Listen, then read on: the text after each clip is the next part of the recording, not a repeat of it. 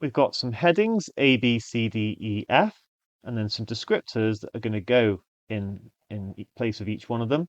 And then we're trying to fit the numbers from 1 to 9 in the grid such that it works. So for example, I could put even here, and then I could put maybe prime along here, and then 2 would have to go there, for example.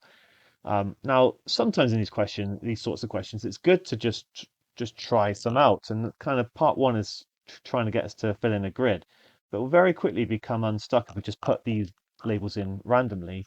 And so, actually, when I did this question, I first of all just started with just finding out what numbers could go where, because I was already thinking about part two. So the even numbers are 2, 4, 6, and 8. Remember, we're only considering 1 to 9. And the factors of 240 are going to be 1, 2. The digit sum is 6, so 3 will go into it. 4 will go into it because 4 goes into 40. 5, 6 will go into it because 2 and 3 go into it.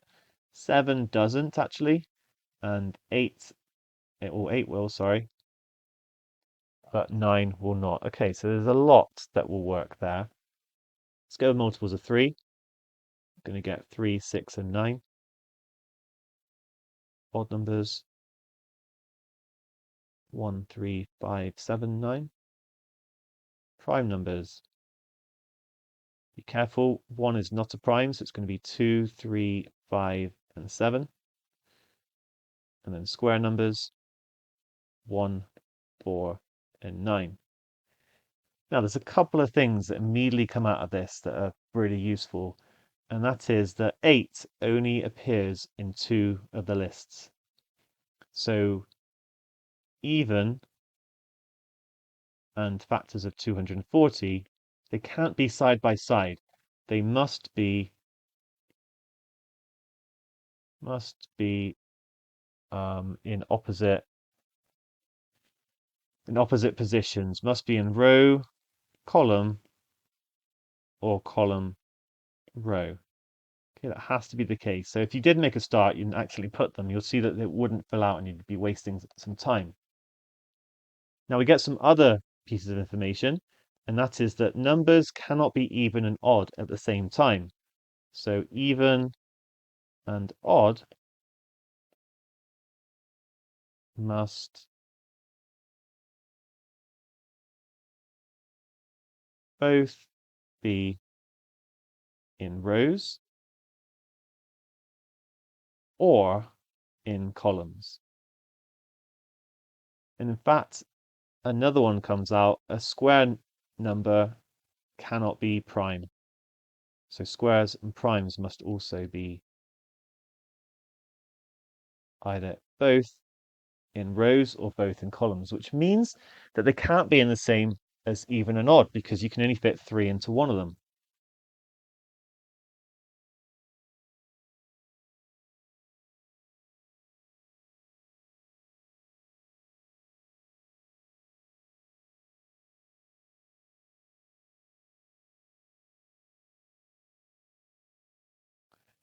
Okay, so because you've already said that even and 240 must be in opposites, it must therefore have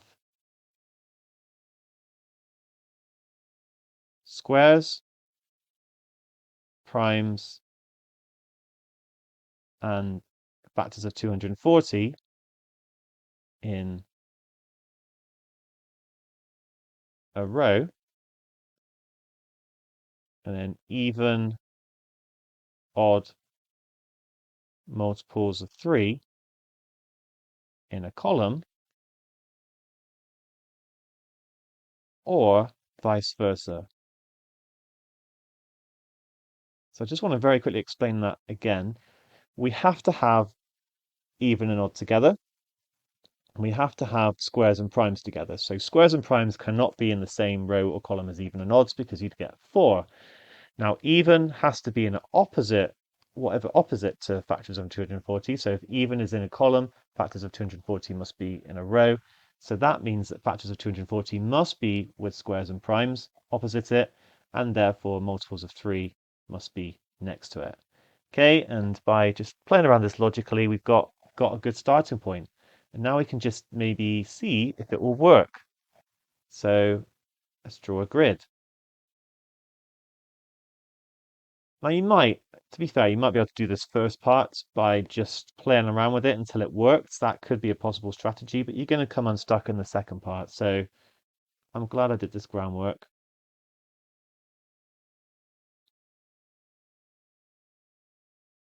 Okay, and then along here we've got even, odd,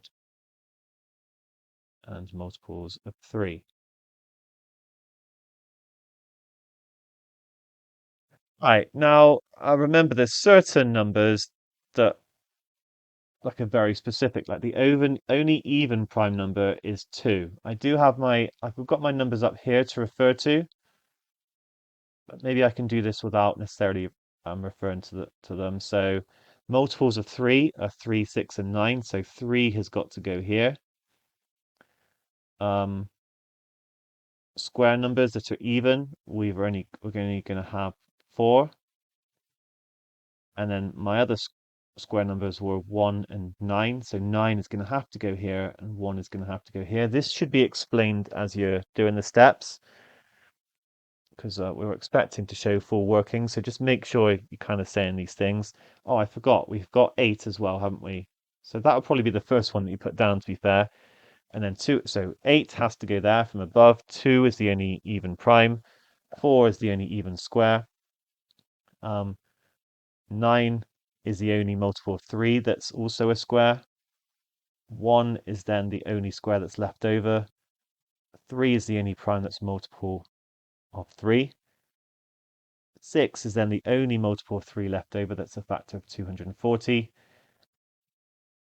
7 is not a factor of 240, so must go here. And that just leaves us 5, which is odd and a factor of 240. So there we go. We've managed to fill the table in successfully. I've also done all the groundwork for part 2, okay, because of the way I've set things up here. Because I couldn't have filled this grid in any other way. Like I didn't have a choice at any point. I just followed through logically. That, like 8 had to go there, then 4 had to go there, and so on. So given um, given the descriptors,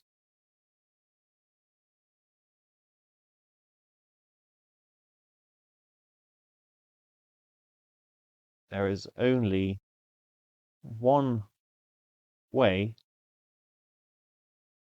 of then filling the table. What I mean is once we put them in place like this, there's no other option. So how many different ways are there to do it? It's all going to come down to how many different ways we can arrange the descriptors, because there's no reason why I shouldn't swap even and odd around. And therefore we need to take that into account. There's actually going to be, we're arranging 3 things here, and the order matters because, yeah, the question is, come back to the question, how many different ways can the grid be completed? You could let E be one thing, but then you could let F be that same thing. We're going to get a different grid. So there's going to be 3 factorial ways of arranging the row descriptors. 6 ways because it's like A, B, C. There's 3 ways of choosing the first one, and 2 ways of choosing the second one, and then 1 way, whatever's left. So 6 ways.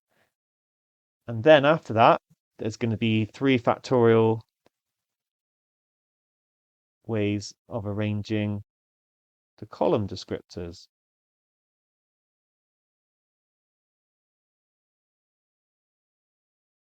Sorry, I'm just shortening descriptors because I can't actually fit it in. But there's nothing saying we have to have even, odd, and multiples of 3 as the row descriptors. They could instead be the column descriptors, so I could swap them all around. I can't just swap I can't just swap 2 of them around, but I could swap them all around. So can swap row, all 3 rows for columns 2. So number of grids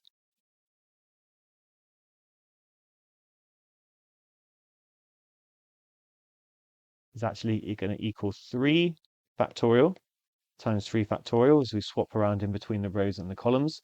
And you times them because for every sort of like this configuration, I could swap these around 3 factorial times, but then I could change this one and then I get another 3 factorial. So we have to times them together. And then for every single one we make, we could just swap the rows and the columns around, which is why we have to times by 2 right at the end. And therefore, that's going to be 6 times 6, which is 36 times 2. There are 72 possible grids.